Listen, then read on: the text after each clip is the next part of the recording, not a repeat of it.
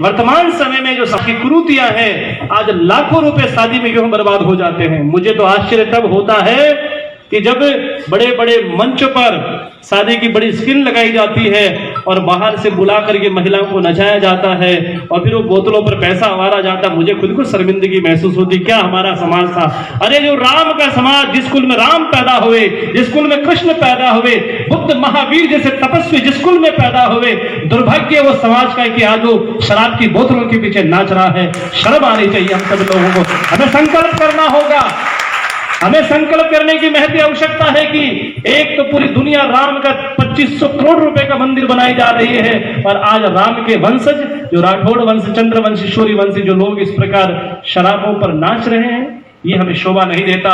वो नाच में आपका पिता भी होता है, नाच में आपके दादा भी बैठा होता है, दूसरे महिलाओं की विंग में आपकी पत्नी भी होती है, आपकी माँ भी वहां होती है और इस प्रकार के ये नंगा नर्तंगी, ये शोभा नहीं देता आप सब लोगों को।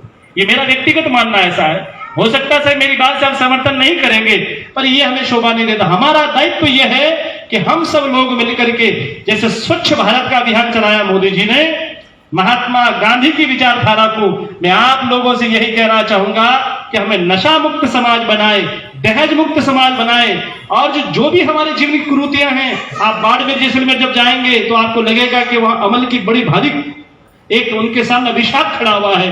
मर जाए तो अमल, शादी हो तो अमल, मतलब चुनाव के समय तो होता ही है, पर ये मतलब इस प्रकार से लोग कर्ज में डूब जाते हैं, उन्हें जमीनें बेचनी पड़ती है। इसलिए मेरा आप सब लोगों से निवेदन होगा, हृदय की अनंत गहराई से प्रार्थना होगी कि आप सब लोग संकल्पित होकर के ये दहेज के लिए आपको जगह जगह प्रयास करना है और शिक्षा पर विशेष समय ध्यान देना है। क्योंकि डॉक्टर अंबेडकर ने इस बात को कहा था कि जो शिक्षा का जितना दूध पिएगा उतना जोर से दहाड़ेगा। आज वर्तमान में लेखने की ताकत को बढ़ाना होगा। हमारा समाज किस दिशा में जा रहा है, ये बंधु दुर्भाग्य है, सोचने का समय है। आज नेता समाज का भला नहीं कर सकता। मैं आप लोगों से निवेदन करना चाहूंगा, वो तो वोटों की चोट और वोट लेकर अपने घर पर लौट जाएगा। 5 साल बाद फिर आपको पूछेगा कि जिंदा हो या मरे हो।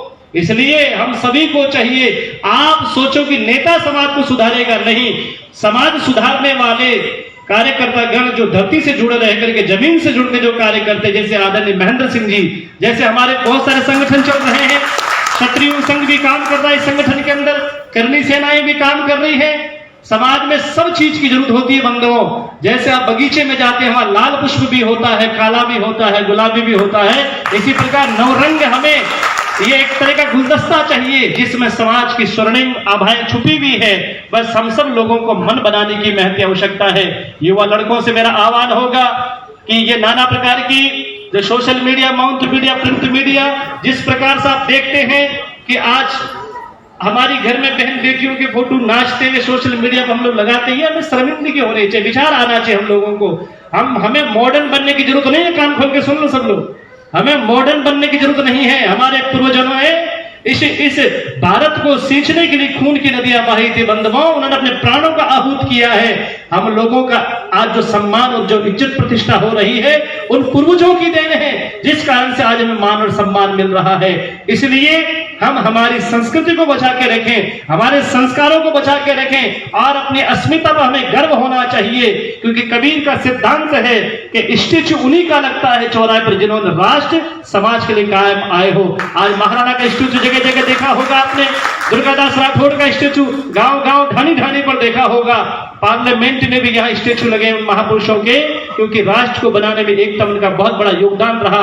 आज वर्तमान का समय विचित्र है, आपको तोड़ने का काम किया जा रहा है, आपके इतिहास की चोरी की जा रही है, पता नहीं क्या क्या कुठाराघात आपके साथ में हो रहा है, पर आप तो इतने ढीले होकर के बैठे हो कि आपको कोई लेना देना नहीं। आप सोचते हो मेरी नौकरी है, मेरे बच्चे अच्छे स्कूल में पढ़ रहे हैं, बस मेरा अपना जीवन चला जाएगा। नहीं, हमें ऐसा नहीं सोचना है, हमें सबके लिए सोचना है। क्षत्रिय का मतलब यही है, पहले अपने भाई की सोचो, फिर हमें पड़ोस की पंचायती करनी चाहिए। मेरा आप लोगों से निवेदन होगा, भाई भाई एक बन के रहे, आपकी ताकत संगठन गड़े चलो, सुपंथ पर बड़े चलो, भला हो जिसमें समाज का वो काम सब किए चलो। जहां समाज की बात आती है वहां आप लोगों को एक होना चाहिए। और वेद कहता है संगच्छध्वम संग बदध्वम संगे मनांसी को जानताम, हम साथ साथ रहें, साथ साथ चलें, और जब कोई संकट की घड़ी आए तो हम एक होकर के उसका मुकाबला करें। यही वास्तव में क्षत्रिय का लक्षण है।